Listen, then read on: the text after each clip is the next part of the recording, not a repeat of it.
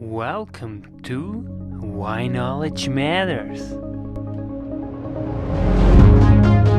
In this Christmas special, Father Joachim talks about the significance of the Christmas crest, how his life as a Franciscan friar relates to Christmas and the humility of God, and lastly, he will talk about some of his gift ideas and why you should be careful buying books for your very loved ones.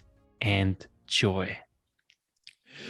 Welcome back, Father. It's so special to have you back on our very second Christmas special of this year. And I can't wait talking with you. And by the way, how are you doing these days? Thank you very much for having me back. So I'm well. We are celebrating today the fourth Sunday of Advent. So we're still preparing for Christmas, and we are starting to look forward to the feasts to come. Just a few more days, and then we'll celebrate Christmas. Yeah, it sounds very exciting. You must be very exciting during those days, isn't it? Well, it's, of course, for us in a Franciscan community, our life is somewhat routine, and it's not the first Christmas we celebrate. We're not as excited as little children who kind of anticipate nice new gifts. For us, it is more a solid joy that we know that Christ is with us, that we have another year of celebrating Christmas. We're grateful for being able to celebrate in community. So we live as a community, so we have each other. We know there are many people right now who celebrate Christmas alone and who would like to see family and who, again, cannot see family because of this pandemic. So in spite of vaccination, but still, Christmas is really, it's a spiritual event. We welcome Christ into our lives. We know that he is with us. And he also was born in a somewhat lonely situation. So maybe we can use this pandemic to remember what Christmas is about for us. Yeah, that's a big topic, and I can't actually wait to talk about this a little bit more about the vaccines and all this stuff in other episode in the coming months. Get vaccinated. That is also actually very nice, a beautiful Christmas message, I guess. Now, but today we really have a specific topic, and there's something very special about Christmas. And I remember back home, we always had a Christmas crèche. However, I have to be honest, I don't really know the significance and from where it comes from. So I'm really curious, can you elaborate on the historical roots of the Christmas crèche? Of course, because this is very much a Franciscan tradition. So it really was Francis of Assisi who began this tradition in the Catholic Church. And so in the 13th century, about 800 years ago, in Greccio, in Italy, this is probably the first time a Christmas crèche was being set up in a church to really remind people of the simpleness with which the power of God came into the world. So when we think of God, we tend to think as this gigantic power figure, preferably white male with a beard. And the depiction is kind of, mildly put, naive, but it's really this idea of God being all-powerful. And of course, God is all-powerful. But God's power is not like human power. God's power is very different from human power. And that's why we are so easily misled by the idea of human power when we think of God. And of course, Christianity has for the longest time remembered Christ on the cross and the suffering God, the God who died for us, the God whose power is in letting go even of his own life for us. So this is a completely different view of Christ, but in the word of God. But then St. Francis, that it is, he had this intuition that people needed to remember how God came into the world, how it began. The cross is kind of the end of human life, and the resurrection, the beginning of new life. But the nativity, the birth of Christ, is something that was spectacularly different. So when Francis was a boy, he lived in Assisi, and he witnessed the birth and the baptism of the man who would become the Emperor Frederick II, one of the major emperors of the German-Italian Empire in the Middle Ages. And Frederick II was born not far from Assisi. I think he was baptized in Assisi. I think he was born in Perugia. I don't remember exactly. But Francis would have been close by. And Frederick II was born in a public square, in a tent, obviously, but he was born in a public square where people would see that he was indeed the rightful heir to the crown. So the birth of a king was a giant, spectacular event that everybody would have witnessed. And his baptism in the church in Assisi was, again, a giant event meant to display the power of this heir to the throne of what was called the Holy Roman Empire. And it would have been on a boy like Francis very impressive and very spectacular. But later, as a mature adult, he thought about what did it mean really for Christ to be born in a manger, not in a public square, but outside the city, and not being welcomed by the most honorable people of society, but by the shepherds. And the shepherds in the field, they were, of course, I mean, you can imagine if you are wealthy, you will not be staying the night outside the city in the fields. It sounds quite romantic, but if you imagine the reality of life in antiquity, being a shepherd outside of the city walls was the lowest class. You were kind of the outsiders, quite literally. So it was the shepherds who witnessed the birth of Christ. And this is the beauty of the incarnation, that Christ really was born without any human displays of power. The power of God was shown there in this complete simplicity and humility of being born as a little child to Mary and Joseph. So this is that's a big part of what made Francis want people to see with their own eyes how the Lord was born. Because otherwise we end up in this pocket of thinking it's all about power, and it's glory to God in the highest. The heavens are opening, the choir of angels are singing. Yes, that's true. This is part of it. This is God who's being born to us. But in our human dimension, in our own humanity, in our own receiving this gift of God's life into our own lives, that is small and humble and powerful only when we embrace it. So a child doesn't force itself on us. A child wants to be loved. And in the same way, the love of God comes to us. We have to receive him. He won't force his way in. He invites us to love him. And this humility of God, who is not powerful, overpowering us, but who wants us to use the power that we have, which is God's gift to us. He wants us to use this power to give it back to him, freely and lovingly. So this is the mystery of the incarnation, and you can't explain it in so many words. You have to experience it.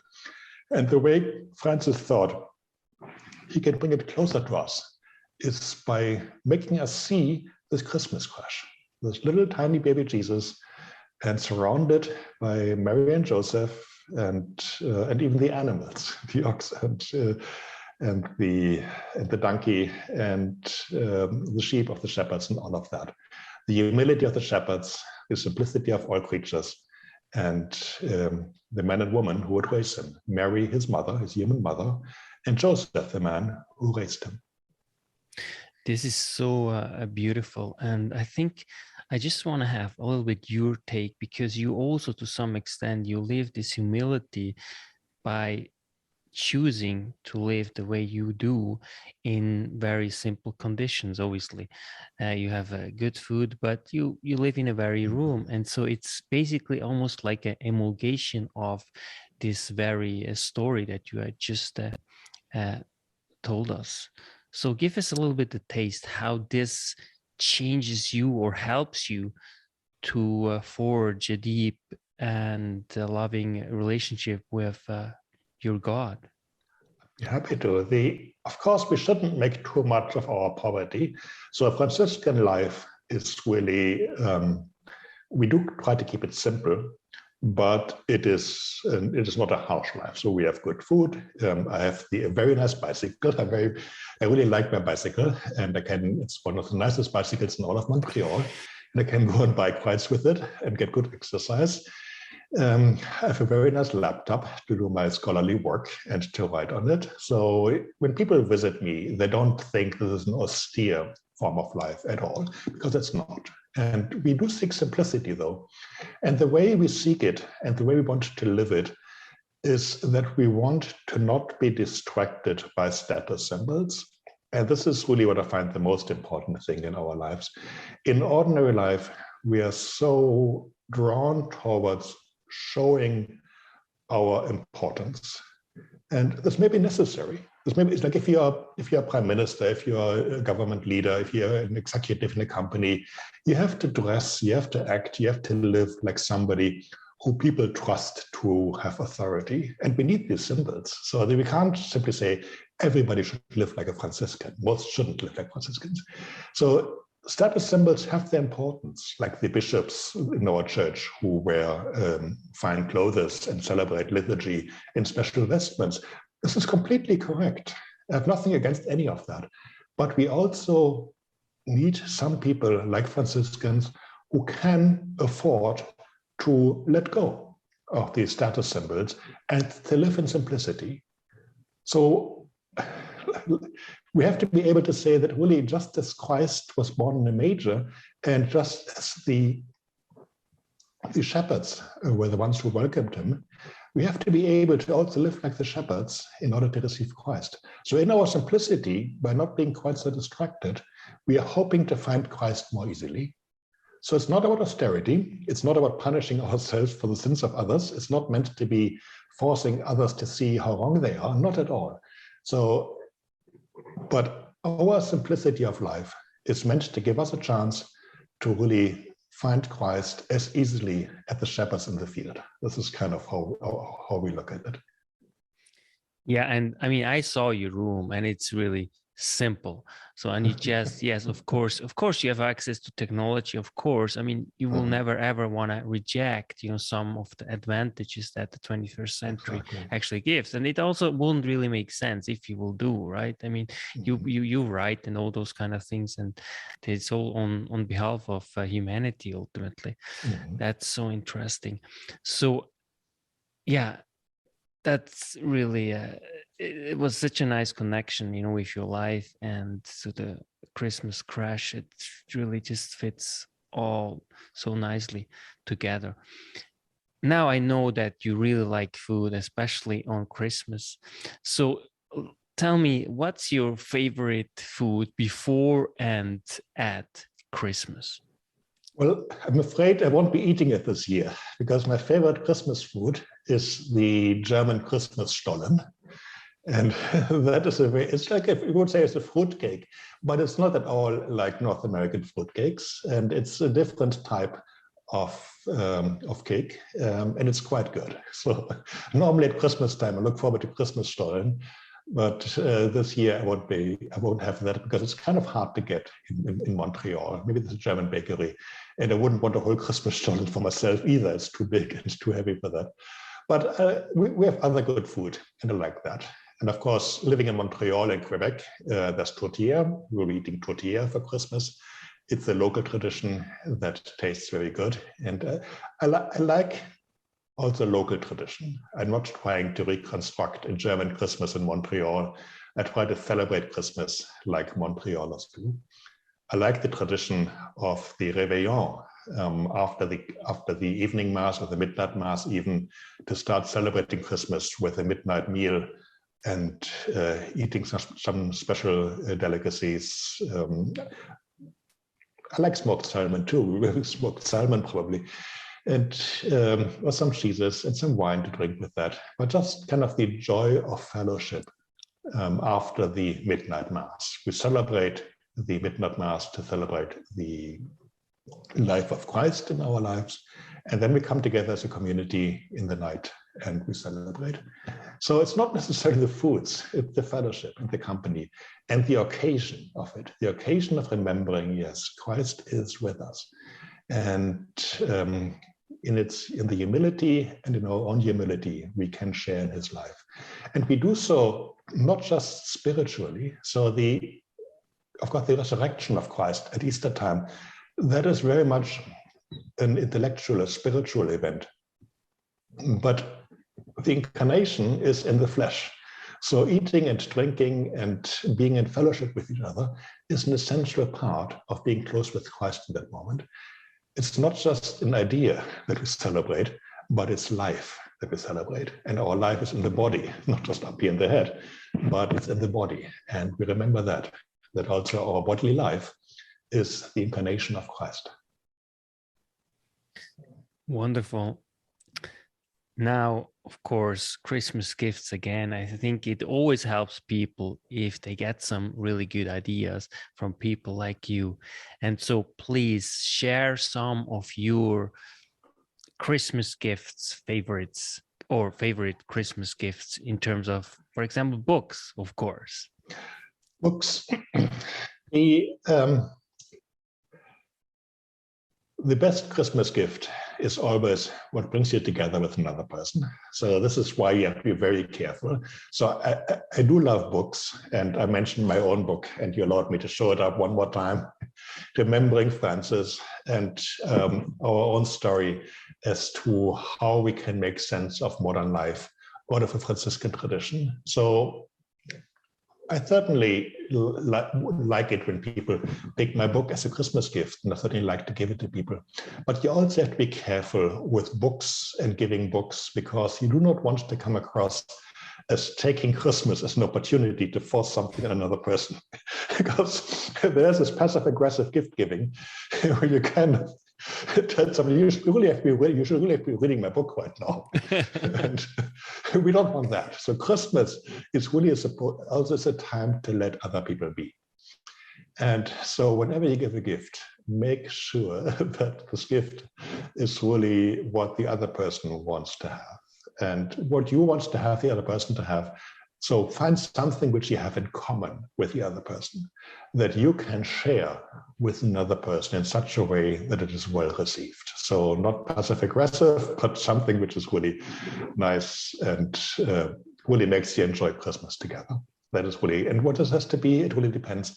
And that's why children are so easy to give them gifts. For a child, you give a nice toy and the child is happy. But a gift for an adult has to be something similar. And if it's a book, it has to be a book that the other person really is likely to enjoy and that makes the other person understand you and shows the other person that you understand them. So if you have a person who has really an interest in Christian faith and modern age and wants to really take the Christmas time to reflect on why is it that we celebrate this day in our historically Christian culture, but what does it really mean to me today when church has become much more complicated? Then a book like mine is a good choice. And I certainly would be happy to see people pick that as a gift. But on the other hand, sometimes just a bottle of wine is the best gift to give. Or just like a bag of cookies or something like that, or even just a nice Christmas card. Because we kind of take Christmas cards as just being like a routine thing. But just sending a Christmas card to somebody who hasn't heard from you in a while, some family pictures, just some way that shows another person that you remember them, that you care about them, and that you want to share your love with that other person. All of that will work. That's beautiful. And to be honest, I can't wait to read your book. I mean, I really, and I have to say, I didn't read it. To you this year. Yeah, that's so nice. That's wonderful.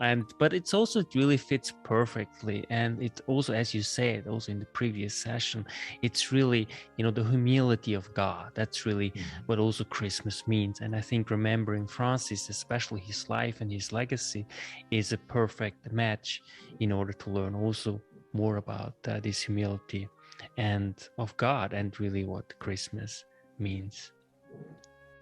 Father, I wish you a happy and Merry Christmas. Thank you so much for everything.